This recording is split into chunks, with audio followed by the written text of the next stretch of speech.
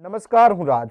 આપ જોઈ રહ્યા છો સ્પાર્ક ટુડે ન્યૂઝ. સાવલી તાલુકાના અંતરિયાળ ભગાના મુવાડા ગામે બાળકોના ભણતર માટેની પ્રાથમિક સુવિધાઓના અભાવે ગંભીર સ્થિતિ સર્જાઈ છે. ગામની આંગણવાડીનું મકાન જર્જરિત હાલતમાં હોવાથી નાના ભૂલકાઓ અન્ય મકાનમાં બેસીને અભ્યાસ કરવા મજબૂર બન્યા છે. તો બીજી તરફ ગામની પ્રાથમિક શાળાનું મકાન પણ જર્જરિત અને જોખમી બનતા તેને તોડી પાડવામાં આવ્યું હતું. નવી શાળા બનશે તેવી આશા વચ્ચે હાલ વિદ્યાર્થીઓ બાજુના શેડમાં બેસીને અભ્યાસ કરી રહ્યા છે.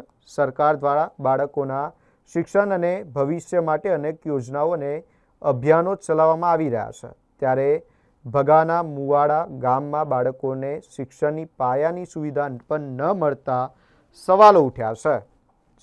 ગામના જાગૃત નાગરિક અને એડવોકેટ ધીરુભાઈ વાઘેલાએ નવી આંગણવાડી અને પ્રાથમિક શાળાની જરૂરિયાત અંગે વહીવટીતંત્રને લેખિત રજૂઆત કરી હોવા છતાં હજી સુધી કોઈ નક્કર પરિણામ આવ્યું ન હોવાનો આક્ષેપ કરાયો છે. ત્યારે ગામના બાળકોના ભવિષ્યને ધ્યાનમાં રાખી તંત્ર દ્વારા તાત્કાલિક નવી શાળા અને આંગણવાડીનું નિર્માણ કરવામાં આવે તેવી માંગ ઉઠી છે.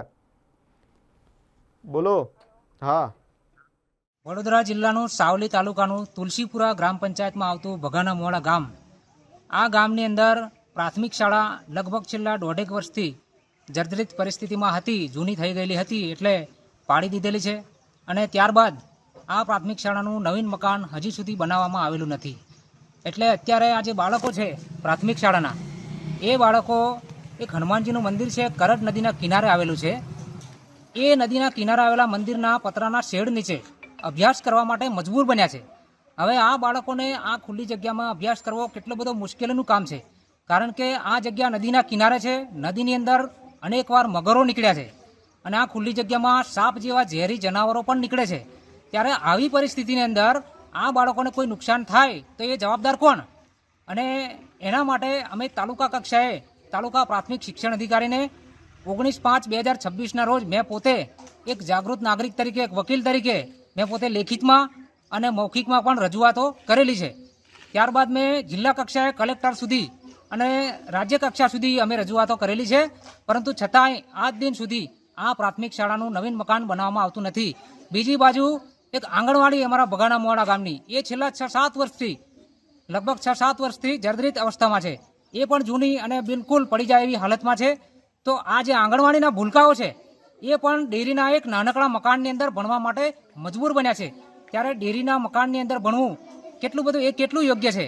ત્યારે આ જે અધિકારીઓ છે, સરકાર છે, એમને અમે કહેવા માંગીએ છીએ કે તમે અમારો અવાજ શા માટે સાંભળતા નથી? તમને એવી રીતે શું મજબૂરી થઈ ગઈ છે કે જે અમારા બાળકો અને અમારા ગામવાસીઓને માટે આટલી મુશ્કેલીઓનો સામનો કરવો પડે છે? છતાં આટલી રજૂઆતો કરી છે છતાં પણ અમારા ગામની પ્રાથમિક શાળા અને આંગણવાડી બનતી નથી. કદાચ મને તો એવું લાગી રહ્યું છે કે છેવાડાના જે ગામડાઓના બાળકો છે એમને આ લોકો ભણાવવા નહીં માંગતા હોય, કદાચ એવું મને લાગી રહ્યું છે. એવી અનુભૂતિ મને થઈ રહી છે, કારણ કે મેં આટલી બધી રજૂઆતો કરી છે સરકાર સુધી, છતાં પણ જો આ કામ ના થતું હોય તો એ અનુભૂતિ ખરેખર સાચી સાબિત થાય છે. જો સરકારના એવા સ્લોગન હોય કે પડેગા ઇન્ડિયા તો બળેગા ઇન્ડિયા, સૌ ભણે સૌ આગળ વધે, ત્યારે આવી પરિસ્થિતિની અંદર આ બાળકો કઈ રીતે ભણશે અને કઈ રીતે આગળ આવશે? કદાચ એમને એવી માનસિકતા હોય કે ગામડાના લોકો જો ભણશે ગણશે આગળ આવશે તો સિસ્ટમ સામે સવાલ કરશે. જેમ હું આજે સવાલ કરી રહ્યો છું એવું કદાચ એમને ભવિષ્યમાં લાગે કે આ બાળકો ભણશે તો સિસ્ટમ સામે સવાલો કરશે, પોતાનો હક અને અધિકાર માંગશે. એટલા માટે પણ કદાચ ગામડાના બાળકોને આ લોકો ભણાવવા નહીં માંગતા હોય, મને એવું આજે પ્રતીતિ થઈ રહી છે. પણ હું સરકારને કહેવા માંગુ છું કે જો 1 અઠવાડિયાની અંદર જો આ પ્રાથમિક શાળા ભગાના મુવાડાની અને આંગણવાડી આ બંનેનો જો વર્ક ઓર્ડર નહીં આવે તો અમારે ન છૂટકે અમે જિલ્લા પ્રાથમિક શિક્ષણ અધિકારીની કચેરી પર ઉગ્રમાં ઉગ્ર આંદોલન કરવું પડશે, જેની નોંધ લેવામાં આવે. આપનું નામ? મારું નામ એડવોકેટ ધીરુભાઈ વાઘેલા ઉર્ફે ડીજે વાઘેલા. વડોદરા જિલ્લાના સાવલી તાલુકાના તુલસીપુરા ગ્રામ પંચાયતના ભગાના મુવાડા ગામની જે પ્રાથમિક શાળા છે એ છેલ્લા 1 વર્ષ પૂર્વેથી ડિમોલિશન કરેલી છે. અને પ્રાથમિક શાળાના બાળકો જે ભગાના મુવાડા ગામમાં જે કરડ નદી વહે છે એના કિનારે આ જે શેડના નીચે અભ્યાસ કરી રહ્યા છે.